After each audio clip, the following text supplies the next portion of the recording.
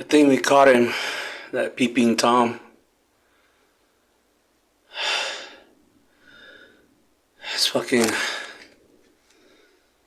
almost 3 o'clock. These dogs around here, some of them, they don't stop barking, and I can't sleep. I don't have the windows closed because it's been pretty hot.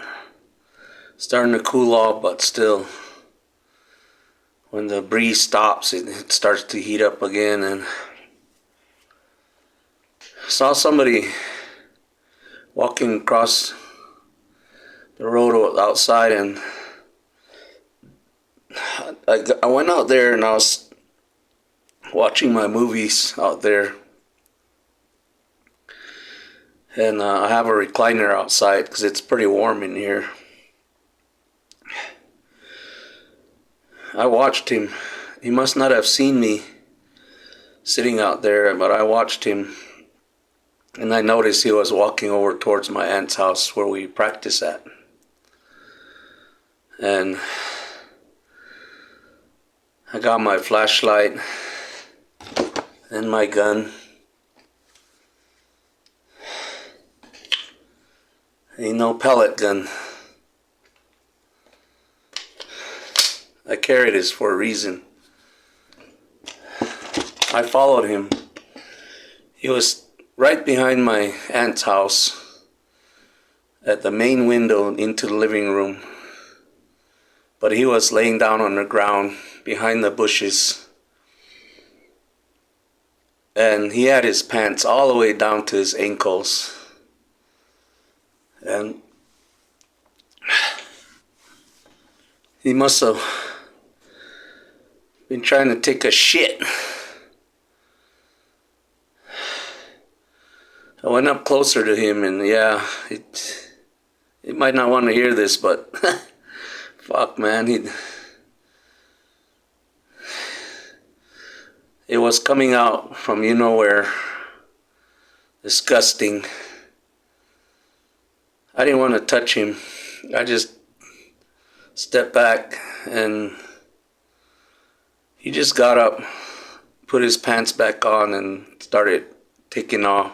I can't run,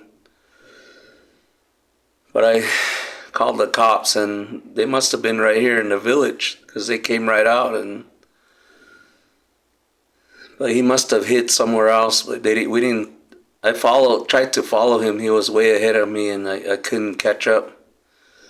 But I went around my other relative's house back here looking. I didn't find him.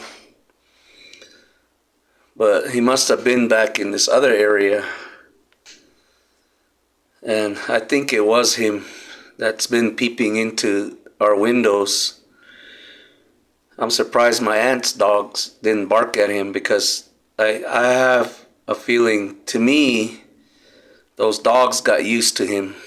And they're not barking at him.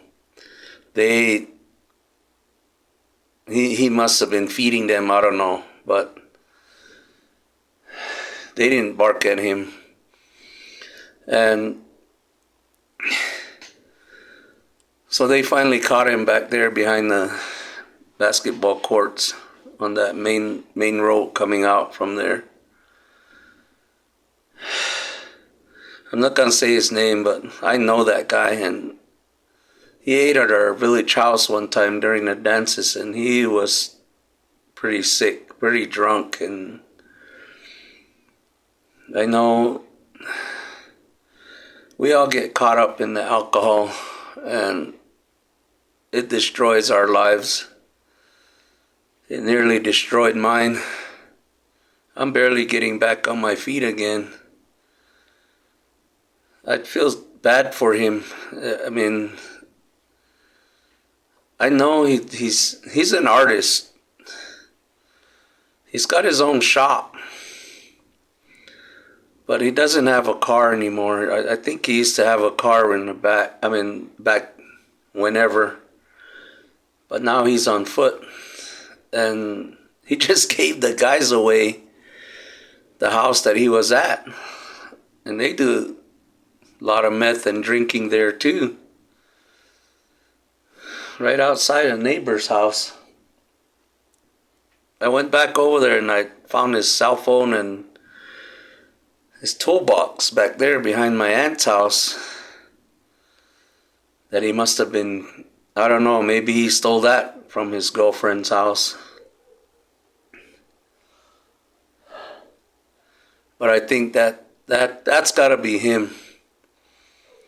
I don't think anyone from the village here would be doing that.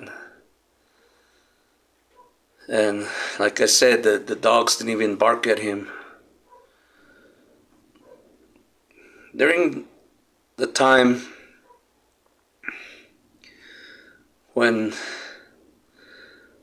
I first married my first wife, during COVID, when we broke up, I came back home. They had the village, all the villages blocked off. There was no traffic. Nobody was allowed in here, into the village. And they had securities at all the trails down this side and on this side, down the south side, and around the north side of the villages. There's trails that lead up here on top of the mesa from all over, all directions. And these drug dealers and alcoholics were coming up through there. Because I saw them coming up on the trail right outside that leads down off the mesa. And then later on, when the security guards, when everybody started getting their shots and stuff, they lifted the roadblocks, and it started right back off where it left off from. And these fuckers over here, they did a lot of meth, and a couple of times they came here. They came to the wrong house. The people that they were selling for, they thought I was the one selling it for them. They must have owed them money, so they came on their own looking for them. I pulled my gun out on them because they had guns too. I don't fucking go anywhere without it now. Because they're all over now, these drug dealers. These damn alcoholics. I know I'm no saint, man. I'm an alcoholic myself, but I'm clean and sober. I've got 11 years and a little over 7 months now. And I don't want anyone hurting our people here, and especially my own family. I care about all my neighbors, and especially the kids that they have in there. And these people that come around from other villages, they hang out there with them, and you never know what they're gonna do, especially when they're drunk. Like this guy that came out of their house, and they have kids there. God knows what the fuck he was doing in there. I think he might have taken that toolbox, probably stole from them. That's why he left while they were sleeping. Probably passed out right now. And he left from there. And he's from another village north of here. A good probably 10 miles away, give or take.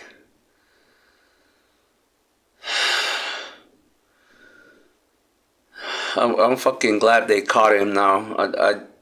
I hope they go through his cell phone, because he's probably got video of the houses that he's been at. And I know I don't close the window so the air could come in, but I had this box up against it, and that night it was pushed in. There was no breeze that night, and I know someone pushed it in. It might have been him. I think it was him. Got dressed real quick and I went out there. I was in bed. I didn't have the lights on. And he was long gone. I saw somebody run out that way. And later on that night I sat out here and I saw probably him running off this way down towards the cliff. Because he looked like he was wearing the same shoes, different clothes, but the same shoes. But I followed him tonight, and that fucker was right outside my aunt's house, taking a shit.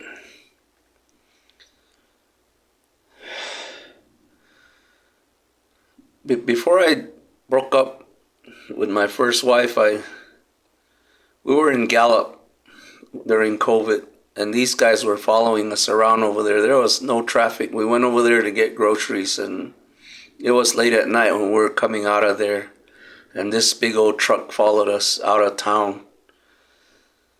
And we got to this stoplight, and he pulled up right next to us, and I pulled this gun out on him. He must have gotten real scared because he just ran that red light, and there was no cops around. He looked like a Mexican. This was in Gallup, New Mexico.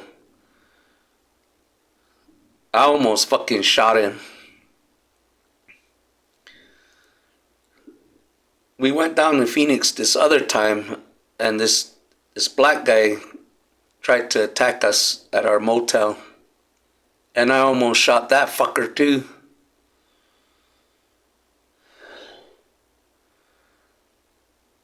Things didn't go right. I didn't know much about my own behavior back then. Our marriage didn't work out, so we ended up getting a divorce. I was the one who filed for it.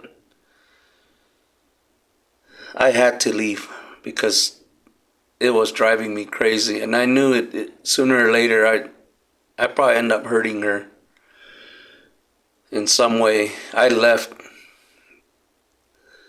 I learned in Exodus, this real powerful rehab in Flagstaff, Coconino County Jail,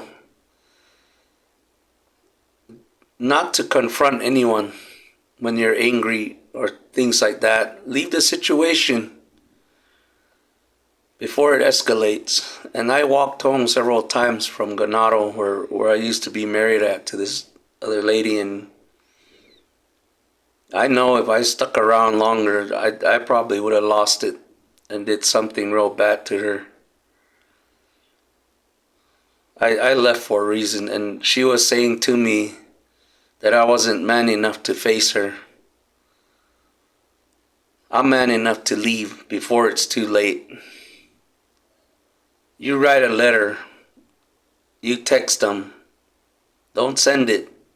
Write it so you can let go of it. You don't have to send it to them. Write it so it's not in your system anymore. Let it go like that. That's a way to process.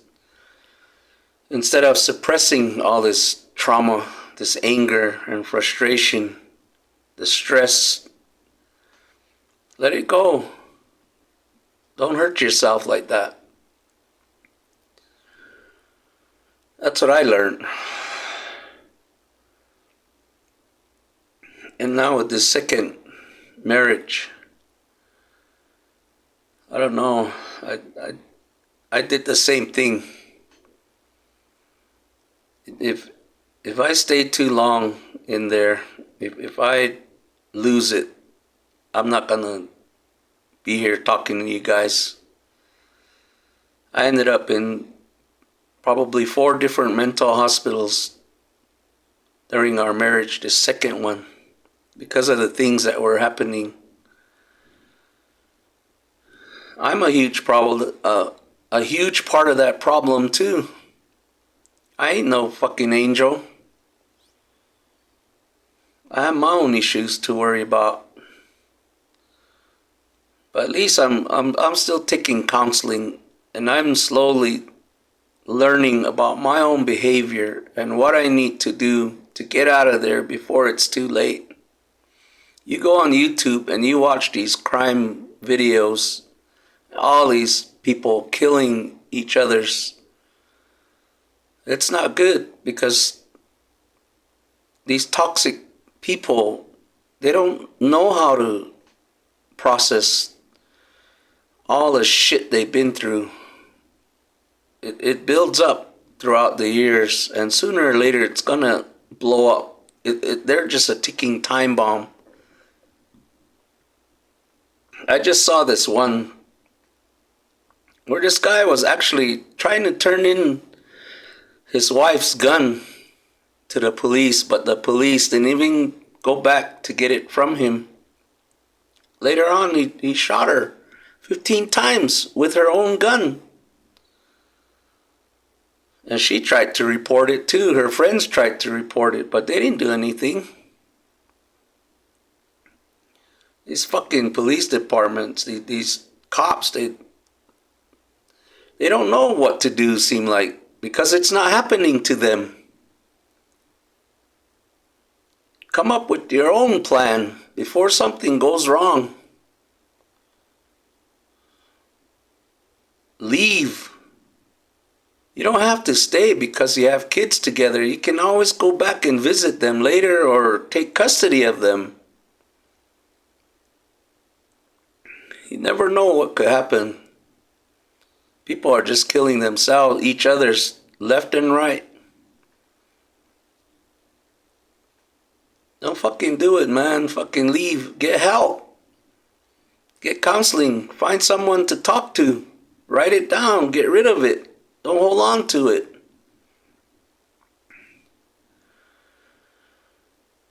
Every single day we face some kind of trauma without even knowing it.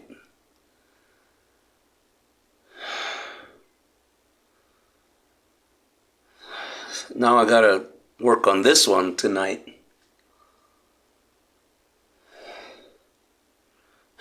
I just had foot surgery and I didn't think I was gonna be able to walk that far. I mean, I went way back there looking for him because he could have just laid down in the bushes again. God knows what he had in his backpack.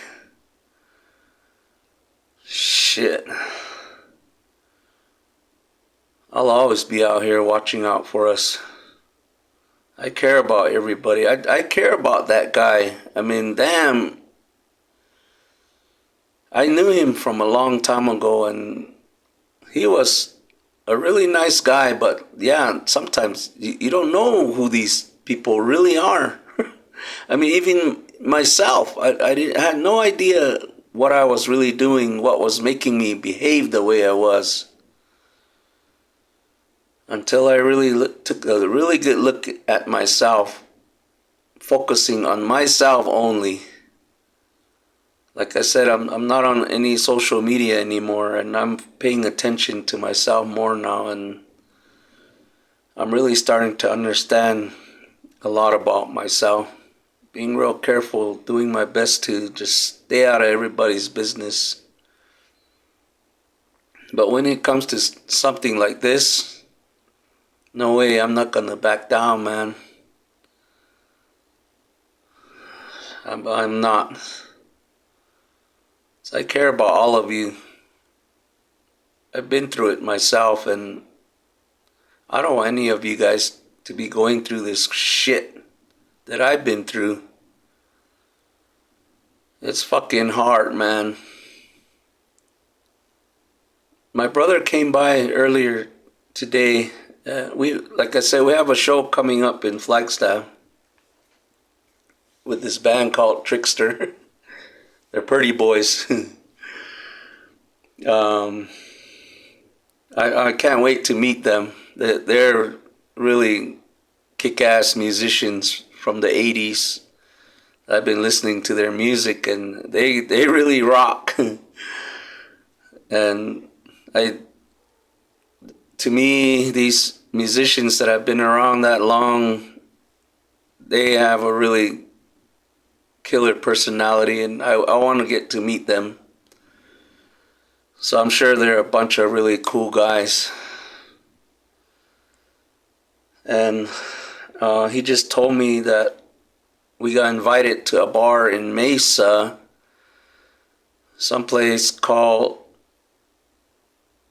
414 It's some kind of pizza place in Mesa, Arizona. So if you want to come check us out, the one in Flagstaff is at Yucca North. It's right behind AMP Music Store in Flagstaff, Arizona. August 12th. I think that's a Saturday. But this other one in Mesa is the 25th of September, the day before my birthday. Hopefully I'll save some money for that for sure and have a killer dinner for myself. They don't. My brother's the only one that knows. But usually we don't celebrate or nothing. They do their own thing after the show, and usually I end up all alone. So anyway, come check it out. See how it turns out. That's the first time we'll be in Mesa, and hopefully it'll be a good show. Usually it's always cool at a bar because it's small. There's not that many people. But yeah, you still have to be careful because people do drink, of course, and drug. Watch your houses, man. Check around, check on your dogs. If they're barking out there, man, go check it out. Carry a bat or something, man. You never know who's going to be out there. People have been breaking into the houses here at the village, and they thought he was one of them. The ones that usually break into houses here are the young boys that live here at the village. They know what's in your houses. When I stopped drinking and drugging, people don't come around here no more. They don't come here anymore. I'm always by myself. And they hardly show up. If anybody does come around, they're usually selling something maybe that they stole from their family so they could buy a drink. One of my clan relatives came by the other day, a couple days ago, and he's been drinking all his life too, and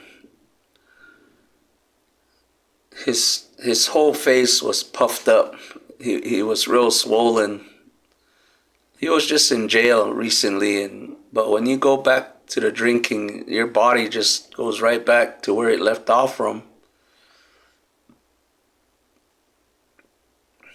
It's sad to say, but to me, he doesn't have much longer to live if he keeps it up. But even though, like several friends of mine, they quit. They quit cold turkey, and they died within 3 months because their body was far too gone already. If you're a really, really heavy drinker and you want to quit, don't just stop completely. Stick to some beer. Resort to some beer and drink maybe 2 cans a day for about a week, and then go down to 1 can a day for another 2 weeks. For about a month, drink 1 can a day. Take it as your medication, just like you would any type of medication. After that first month, then switch to wine and do the same with that. Taper yourself off of that hard liquor. Because if you just suddenly stop, your body's, it's going to react differently. And that's what happened to a lot of my friends. They thought they were going to be okay after they went cold turkey, and They died within 3 months. It's hard, man. A long time ago, when I was in high school, I went to my friend's house off campus in Phoenix, and I just so happened to go into the kitchen with him, and he showed me his dad's cans of beer in there, and they all had those labels on them, the kind that you see on your medication. On each can there was a label, and it said on there drink 1 can each day, because he was tapering off the alcohol. That's the safest way to do it.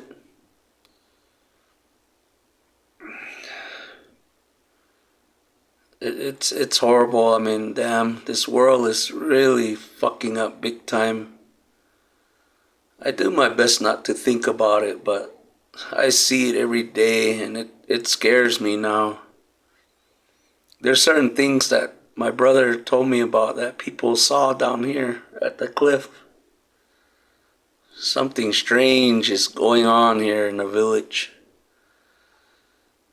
And I'm not gonna say who, but somebody else told me that during our last Kachina dance of the year, the home dance, they saw something, a UFO-like thing right here in our plaza late at night. It was all lit up. I should have stayed up that night, but he told me that a lot of people saw it.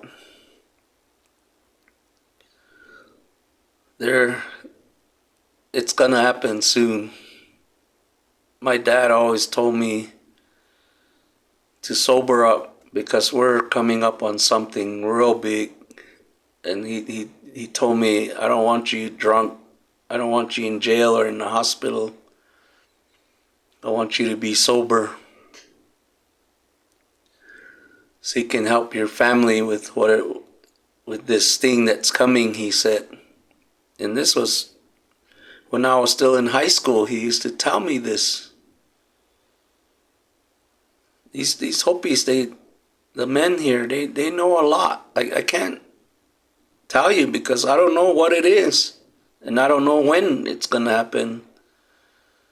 But it's fucking here already, man, and it's gonna happen soon. I just know it. I mean, you see all this shit all over the world now. All these aliens and whatever, these spirits and ghosts and monsters walking around. They're even in these humans. Probably not even human.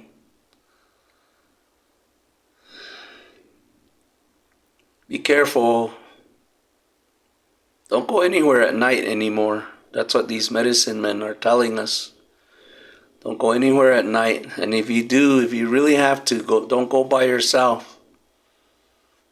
You keep your children inside at night. Don't even let them out on the porch or anything like that, out the back door or nothing. Don't do anything at night with them. You keep them inside. Cover their windows. These things are around now.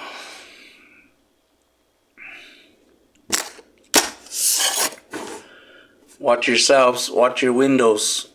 Listen to your dogs.